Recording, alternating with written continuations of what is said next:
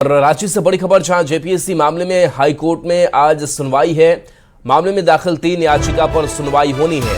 आशीष, रवि और आकांक्षा के साथ अन्य की याचिका पर सुनवाई होनी है। सीटीपीओ रद्द परीक्षा मामले में भी याचिका डाली गई है। सुभाष मुर्मू और अन्य की याचिका पर भी सुनवाई आज होनी है। तो मामले में दाखिल 3 याचिका पर सुनवाई की जानी है।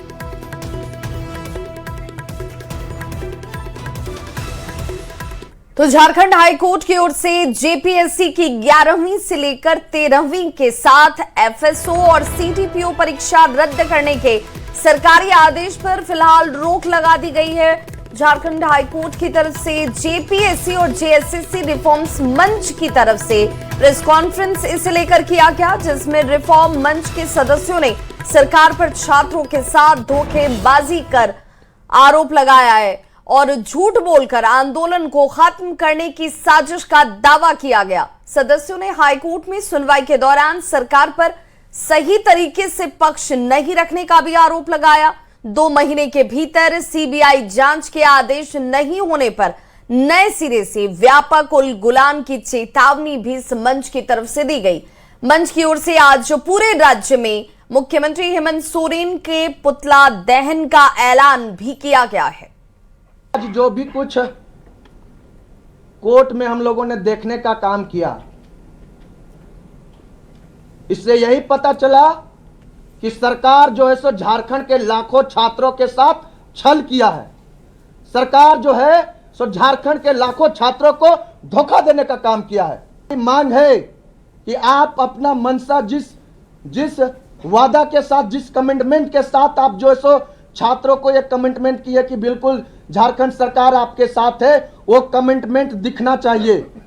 अगर वो कमिटमेंट नहीं दिखेगी, हम जो 2 महीना का अल्टीमेटम दिए हैं, हो सकता है वो 2 महीने से पहले हम आंदोलन छेड़ दे और ये आंदोलन अब जो है सो व्यापक आंदोलन लेगा, उलगुलान के रास्तों पे चलेगा। हम बता देना चाह रहे हैं, अगर जेएसएससी सीजीएल या तमाम आने वाली परीक्षाओं में अगर सरकार का व्यवहार कोर्ट में अगर संदेहास्पद लगा तो झारखंड के छात्र 2 महीने से पहले हम लोग एक बहुत बड़ा उलगुलान करेंगे, जो कि पूरे झारखंड के छात्र देखेंगे। जेल भरो आंदोलन करना होगा, करेगा, लाठियां खाना होगा, तोड़ना होगा, अपने शरीर पे तोड़ेंगे। इस बार सर पे कफन बांध के चले तो इस बार फैसला लेकर रहेंगे। हर बात उनकी मनमानी नहीं चलेगी।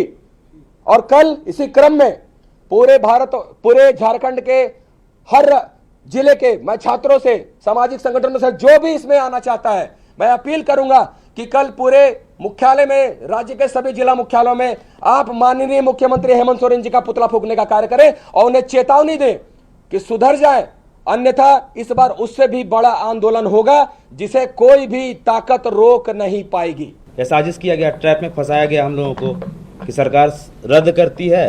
किस आधार पर रद्द करती है, यह कोर्ट में बताने को तैयार नहीं है।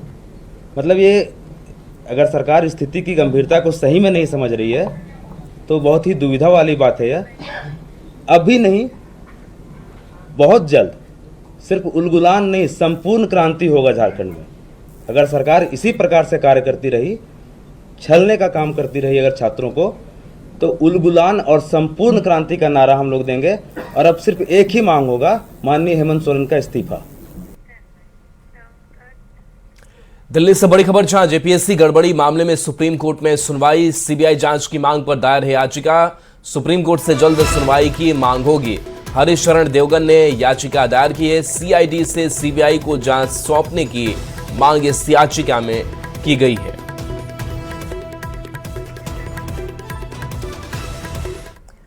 झारखंड हाईकोर्ट ने अपने बड़े फैसले में झारखंड सरकार की ओर से रद्द की गई 3 परीक्षा के आदेश पर रोक लगा दी।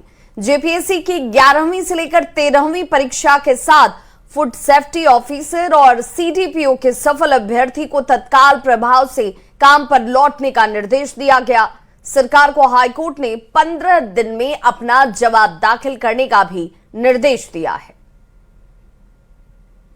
हाईकोर्ट का बड़ा फैसला, परीक्षा रद्द करने के सरकार के फैसले पर रोक, काम पर लौटेंगे 3 रद्द परीक्षा के याचिकाकर्ता, सरकार को 15 दिन में जवाब देने के निर्देश।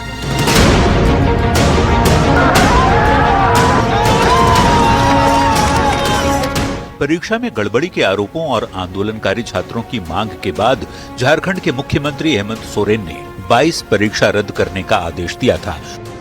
सरकार के फैसले से हजारों सफल अभ्यर्थी जो परीक्षा में पास होने के बाद सरकारी विभागों में नौकरी कर रहे थे, एक झटके में काम से हटा दिए गए। उनकी नौकरी पर भी तलवार लटक रही थी। ऐसे में निराश अभ्यर्थियों ने झारखंड हाईकोर्ट का रुख किया। हाईकोर्ट में अभ्यर्थियों की ओर से दायर 3 याचिका पर गुरुवार को सुनवाई हुई, जिसमें हाईकोर्ट के चीफ जस्टिस की बेंच ने अहम फैसला सुनाते हुए परीक्षा रद्द करने के आदेश पर रोक लगा दिया। 13वीं जो जेपीएससी एग्जामिनेशन है, पहला फूड सेफ्टी ऑफिसर और तीसरा सीडीपीओ जो नोटिफिकेशन के तहत में उनका एग्जामिनेशन तय हुआ था।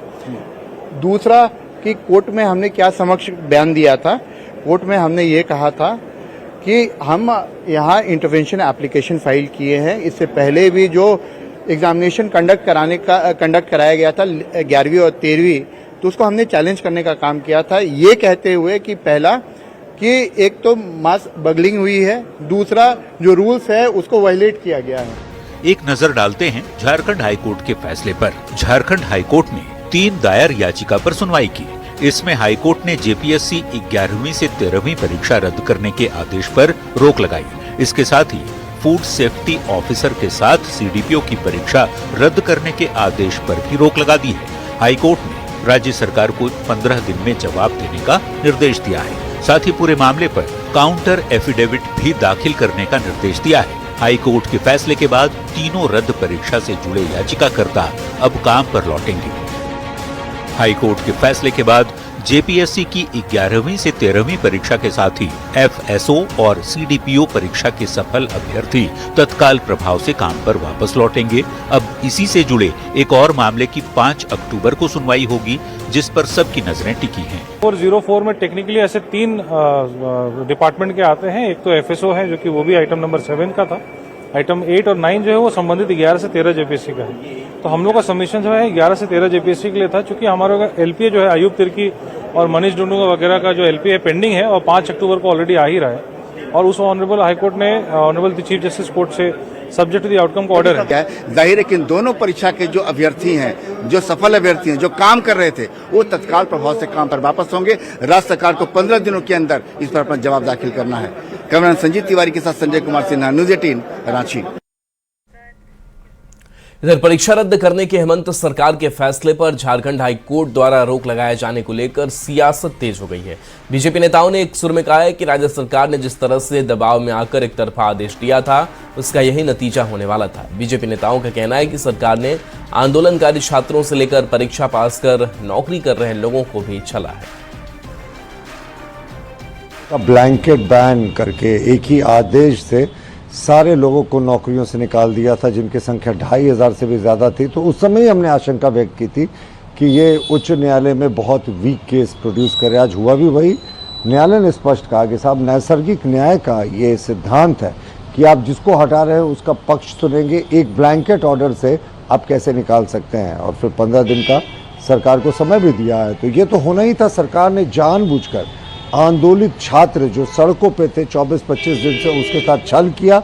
काश सरकार ने स्ट्रॉन्ग ऑर्डर निकाला होता। सरकार से एक बात बिल्कुल साफ तौर पर कहना चाहेंगे कि जो जांच होनी चाहिए उसकी निष्पक्षता से जांच की जानी चाहिए, क्योंकि पहले सरकार जो है लगातार कह रही थी कि परीक्षा में किसी भी तरह की कोई गड़बड़ी नहीं, लेकिन जब छात्र आंदोलन शुरू हुआ तो परीक्षा में गड़बड़ी जो है उसकी बात को लेकर के इन्होंने सीआईडी से जांच करवाई। 100% बच्चों को ठगा गया है, 100%। और बच्चे भी इनके ठग के चक्कर में फंस गए। इनकी पहले से प्री प्लान था, सब लोग जानते थे, आम आदमी जानता था कि कोर्ट में जाने के बाद इनका जो परीक्षा बहाली का जो रद्द किया गया है वो स्टे होगा, और वही भी हुआ। अगर थोड़ी सी भी नैतिकता कांग्रेस में है तो माननीय मुख्यमंत्री जी पर, सरकार पर दबाव डाल करके सीबीआई के अनुसंधान जांच कराने का काम करें। तो मुख्यमंत्री हेमंत सोरेन ने केंद्र सरकार के प्रस्तावित एमएमडीआर बिल को लेकर गंभीर चिंता जाहिर की। मुख्यमंत्री ने कहा कि मॉनसून सत्र में लाया गया यह बिल झारखंड जैसे राज्यों के लिए बड़ा नुकसान साबित हो सकता है। इसका असर आदिवासी, पिछड़ा वर्ग समेत समाज के कई वर्गों पर पड़ेगा। उन्होंने आरोप लगाया कि कमजोर और पिछड़े राज्यों के अधिकारों को लेकर दोहरी नीति अपनाई जा रही है। मुख्यमंत्री ने पेपर लीक, SIR और MMDR समेत कई अहम मुद्दों पर चर्चा का जिक्र करते हुए कहा कि झारखंड के हक और भविष्य को लेकर आगे की रणनीति तय की जाएगी। तो रणनीतिक तौर पर आदिवासी और पिछड़ों के साथ हर वर्ग को इसका नुकसान उठाना पड़ेगा। झारखंड के हक और अधिकार को लेकर मुख्यमंत्री हेमंत सोरेन ने चिंता जाहिर की। उन्होंने कहा कि कमजोर राज्यों के साथ ये दोहरी नीति है और ये हम सबकी चिंता को बढ़ाने वाला है। बहुत ही दुर्भाग्यपूर्ण हम कह सकते हैं, और ऐसे बदलाव के साथ कानून पारित हुआ है जिसका बहुत बुरा प्रभाव झारखंड प्रदेश के हर एक आदिवासी, दलित, पिछड़ा, गरीब, किसान, मजदूरों पर पड़ेगा।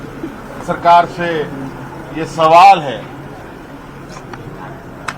क्या ऐसे कानूनों को पारित करने से पहले राज्य सरकारों को विश्वास पे लेना उचित नहीं था?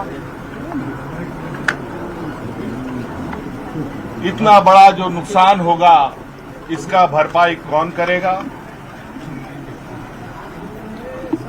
और तो और ये नुकसान तो होगा ही होगा।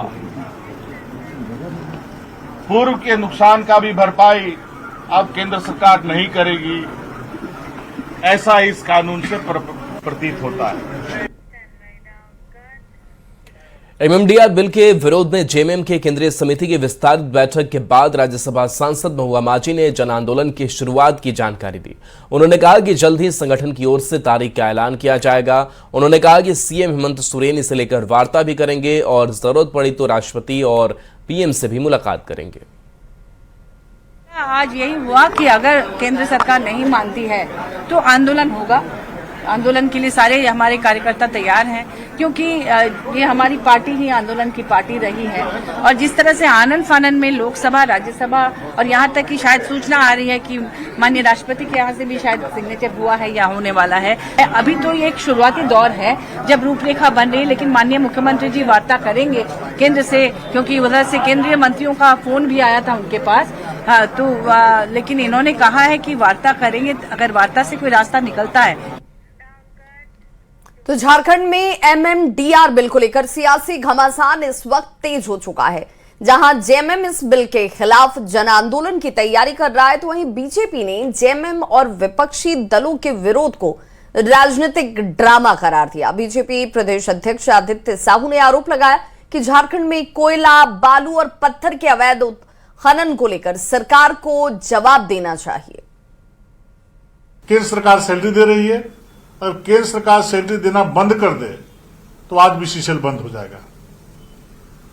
केंद्र सरकार ने संज्ञान लेकर के धनबाद में CICF को तैनात करने का काम किया है। इसलिए इस प्रकार के कानून जो जनता के लिए बनाया गया है, देश के लिए बनाया गया है, राज्य के लिए बनाया गया है, इस देश की जनता, झारखंड जनता समझ रही है कि इनकी चोरी की दुकान अब बंद होने वाली है।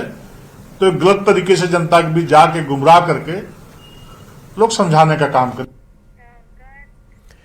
बक्सर में गंगा नदी का जलस्तर तेजी से बढ़ रहा है। इसके कारण तटीय इलाकों में रहने वाले लोगों में डर का माहौल है। गंगा नदी का जलस्तर तेजी से चेतावनी लेवल की ओर बढ़ रहा है, जिससे निचले इलाकों में बाढ़ का खतरा मंडराने लगा है।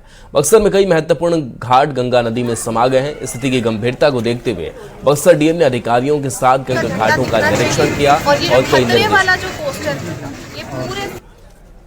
कि हम सब चीज़ों को वॉच कर रहे हैं और डेली मॉनिटरिंग की जा रही है। ADMO साहब भी यहाँ पर हैं, ADM साहब भी यहाँ पर हैं।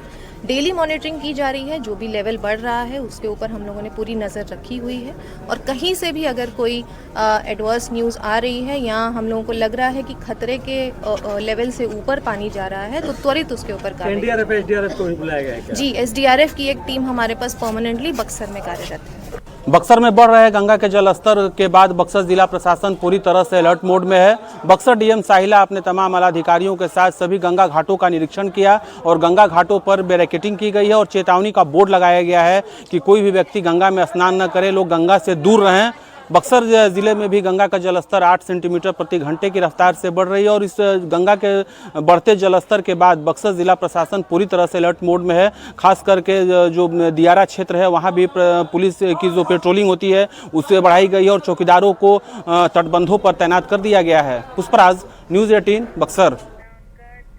और खबर बाढ़ से, जहां मोकामा और बाढ़ में गंगा के जलस्तर में बढ़ोतरी हो रही है। मोकामा के हाथीदह में गंगा के जलस्तर में पिछले एक हफ्ते से 6 से 14 इंच तक बढ़ोतरी दर्ज की गई। गंगा खतरे के निशान से 98 मीटर से महज कुछ मीटर नीचे ही रह गई है। ग्रामीण इलाकों में पानी फैलना शुरू हो चुका है। मवेशियों के लिए चारा और दियारा के क्षेत्र में लगी हुई सब्जियों के खेत अब डूबने लगे हैं। लखीसराय में तीसरी सोमवारी को भगड़ में 7 महिला श्रद्धालुओं की मौत के बाद जिला प्रशासन चौथी सोमवारी को लेकर अलर्ट मोड पर है। डीएम शैलेंद्र कुमार, एसपी प्रेरणा कुमार समेत अधिकारियों ने अशोकधाम पहुंचकर सुरक्षा तैयारियों का जायजा लिया और जरूरी निर्देश दिए। डीएम ने बताया कि अशोकधाम स्टेशन परिसर में जिगजैग और मजबूत बैरिकेडिंग की व्यवस्था की गई है। इसके अलावा अतिरिक्त पुलिसकर्मी और दंडाधिकारी तैनात किए गए हैं। एसपी ने बताया कि महिला पुलिसकर्मियों समेत अतिरिक्त बल की तैनाती की गई है ताकि चौथी सोमवारी पर किसी तरह की अप्रिय घटना न हो। पिछली बार भी हम लोगों ने जो स्पेशल व्यवस्था के तौर पर पहले एक स्वास्थ्य शिविर था तो उसको 3 किए हम लोग पूरे 500 मीटर पर। उसके अलावा आपको 2 चलंत एम्बुलेंस, 2 बाइक एम्बुलेंस, 2 अलग से 3 आपको एडवांस लाइफ सपोर्ट वाला एम्बुलेंस, काफ़ी सारी चीज़ें तीसरी सोमवार को भी किया गया था। देखिए, जब से श्रावणी मेले की शुरुआत हुई है तो हर दिन यहाँ पे जॉइंट ऑर्डर के हिसाब से मैजिस्ट्रेट और पुलिस पदाधिकारी फोर्स की प्रतिनियुक्ति की गई है और हर सोमवारी के लिए extra deputation, extra force, extra police पदाधिकारी, एक्स्ट्रा ऑफिसर्स, एक्स्ट्रा मैजिस्ट्रेट की भी प्रतिनियुक्ति की जा रही थी। 3rd सोमवारी में भी की गई थी और अब जो 4th सोमवारी आ रहा है उसके लिए भी हम लोग एक्स्ट्रा फोर्स, पुलिस पदाधिकारी, मैजिस्ट्रेट्स, उन सब की प्रतिनियुक्ति हम लोग कर रहे हैं। कैमूर के मोहनिया में समेकित बाल विकास परियोजना कार्यालय की जर्जर हालत अब कर्मचारियों के लिए परेशानी के साथ साथ खतरे का सबब भी बन चुकी है। भवन की छत का प्लास्टर आए दिन टूटकर गिरता रहता है। बारिश के दिनों में छत से पानी टपकने लगता है। ऐसे में यहां काम करने वाले महिला कर्मियों को हर वक्त किसी अनहोनी का डर सता रहा है और कई बार विभागीय अधिकारियों को इसकी शिकायत भी लिखित तौर पर की गई, लेकिन समस्या जस की तस बनी हुई है। विजय सर के यहाँ गया था, आए थे, देखे भी। कब चोट लग जाएगा तो बैठना? हाँ, बैठे रहते हैं हम लोग, इतना बड़ा बड़ा गिर जाता है पत्थर। हाँ, डर लगता है तो क्या करेगा आदमी। अब मजबूरी है तो बैठना ही है ना, काम करने आना है तो बैठना ही है। कोई उपाय नहीं निकाला इसका? अब हम लोग निकालेंगे कि मैडम निकालेंगे? जैसे ही कुछ उपाय निकलता है यहाँ से भवन को, मतलब ऑफिस को, कार्यालय को शिफ्ट किया जाएगा। और इसके अलावा विभाग में भी लिखित में दिया गया है कि भवन की स्थिति जर्जर है। कई बार तो गिर भी गया होगा जो स्थिति में है। हाँ, कई बार बारिश होती है तो पानी भी छूने लगता है और जिस कमरे में महिला प्रवेशिका बैठती है वहाँ से छत की सीलिंग में से भी टूट के कुछ पार्ट गिर रहा है।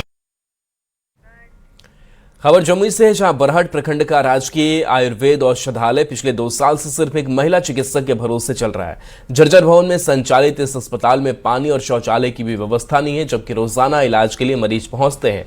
महिला चिकित्सक वहीं डॉक्टर के साथ साथ कंपाउंडर और स्वीपर का काम भी संभालना पड़ रहा है। अस्पताल में दवाइयां और जरूरी उपकरण उपलब्ध हैं, लेकिन कर्मचारियों की कमी के कारण मरीजों और डॉक्टर दोनों को परेशानी का सामना करना पड़ रहा है। खादीग्राम के राजकीय आयुर्वेद अस्पताल का जायजा लिया संवाददाता के कुंदन ने। केंद्र सरकार की आयुष मंत्रालय चिकित्सा पद्धति की सबसे पुरानी व्यवस्था आयुर्वेद को पर बल दे रही है। अगर देखा जाए तो आयुर्वेद को बढ़ावा देने के लिए सरकार के द्वारा कई प्रयास किए जा रहे हैं, लेकिन जमुई जिले के बरहट प्रखंड का जो राजकीय आयुर्वेदिक अस्पताल है वहां पर अगर देखा जाए तो कमियां ही कमियां हैं। अगर बात करें तो यहाँ पर सबसे बड़ी कमी ह्यूमन रिसोर्स की है, मतलब यहाँ पर स्टाफ की कमी है। और जो भवन है, हम बात करने की कोशिश करते हैं कि आखिर क्या परेशानी होता है, कितने लोग हैं यहाँ पर पोस्टेड है यहाँ पर? अभी तो हम फिलहाल हम ही है यहाँ पे, सारा चीज हम ही को देखना पड़ता है, चाहे साफ सफाई हो या फिर मेडिसिन देना हो पेशेंट को, लिखना हो, सारा चीज हम ही को करना पड़ता है। और कितने सालों से पोस्टेड है आप? जी हम यहाँ 20/7/24 से हम यहाँ पोस्टेड हैं। 24 में हम यहाँ आए थे, हमारी पोस्टिंग पहले सिविल सर्जन के अंडर हुई, उसके बाद फिर हमारा यहाँ पे ड्यूटी लगा, तब से हम यहीं पे हैं। और क्या कमियां है जिससे आपको परेशानी होती है? परेशानी हमें बस सबसे ज्यादा स्टाफ की है, अगर स्टाफ हो जाए तो हमें कोई असुविधा नहीं। कितने पेशेंट आते हैं? 8 से 10 आ जाते हैं, 10 हाँ 10 कभी 12 ऐसे हो जाते हैं, मतलब पेशेंट का कोई ये नहीं है कि कितने आएंगे। और बात अगर करें तो यह दशकों पुराना बताया जाता है कि आजादी के समय से ही चलने वाला यह अस्पताल है जो जर्जर भवन में चल रहा है। केसी कुंदन, न्यूज़ 18, जमुई। दिल्ली से कैंसर मरीजों की जिंदगी से खिलवाड़ करने वाले एक बड़े अंतर्राज्यीय सिंडिकेट का खुलासा हुआ है। दिल्ली क्राइम ब्रांच के इंटर स्टेट सेल ने नकली और अवैध तरीके से सप्लाई की जा रही महंगी एंटी कैंसर दवाओं के नेटवर्क का भंडाफोड़ करते हुए 17 आरोपियों को गिरफ्तार किया है। पुलिस के मुताबिक गिरोह नकली दवाओं के साथ साथ अस्पतालों और सरकारी संस्थानों से अवैध तरीके से डायवर्ट की गई दवाओं को भी बाजार में खपाने का काम कर रहा था। जांच के दौरान आरोपियों के ठिकानों से 588 भरी हुई एंटी कैंसर दवाओं की शीशियां, 6 खाली वायल, 7 खाली दवा के डिब्बे और दूसरी दवाओं की 3000 से ज्यादा यूनिट बरामद की गई है। बरामद दवाओं की अनुमानित कीमत करीब 9 करोड़ रुपए बताई जा रही है। इसके अलावा करीब 50 लाख रुपए कैश भी बरामद हुआ है। इस पूरे नेटवर्क के तार दिल्ली एनसीआर के अलावा मुंबई, नवी मुंबई, हैदराबाद, हरियाणा और उत्तर प्रदेश तक जुड़े हुए थे। फिलहाल क्राइम ब्रांच गिरोह के पूरे नेटवर्क और दवाओं की सप्लाई चेन की जांच में जुटी हुई है। मुंगेर में सरकार की नई पेपरलेस रजिस्ट्री व्यवस्था जमीन की खरीद बिक्री पर भारी पड़ती नजर आ रही है। डिजिटल निबंधन लागू होने के बाद रजिस्ट्री कार्यालय में देखिए कामकाज लगभग ठप हो गया है। वहीं कातिब और स्टैंप वेंडरों की हड़ताल ने लोगों की परेशानी को बढ़ा दिया है। 16 दिनों में जिला निबंधन कार्यालय में महज 5 दस्तावेजों का ही निबंधन हुआ। निबंधन कार्यालय में 3 अगस्त से पेपरलेस रजिस्ट्री व्यवस्था लागू है, लेकिन 16 दिन बाद भी व्यवस्था पूरी तरह से पटरी पर नहीं आ पाई। अब ये देखना होगा कि सरकार और कातिबों के बीच गतिरोध कब खत्म होता है और रजिस्ट्री का काम कब सामान्य हो पाता है। यहाँ जो स्टाम्प वेंडर हैं और जो डीड राइटर हैं, जिनको अब नया परिभाषा हम लोग दिए हैं सर्विस प्रोवाइडर का लाइसेंस भी हम लोग यहाँ निर्गत कर चुके हैं, लेकिन ये लोग अघोषित हड़ताल पे है, जिनके कारण निबंधन में कमी आई है। अभी तक हम लोग जो है यहाँ पे इस ऑफिस में सिर्फ 5 रजिस्ट्री हुई है, पब्लिक खुद कराई है। रजिस्ट्री करवाते हैं लेकिन पार्टी रजिस्ट्री कराने के लिए तैयार नहीं है। वो पेपरलेस उसके समझ में ही नहीं आता है कि पेपरलेस क्या है और OTP नंबर क्या क्या मांगता है, वो सब का ज्ञान हर एक आदमी को नहीं है। इसीलिए हम लोग स्ट्राइक किए हुए हैं। स्ट्राइक नहीं, पार्टी नहीं आने के वजह से बंद है।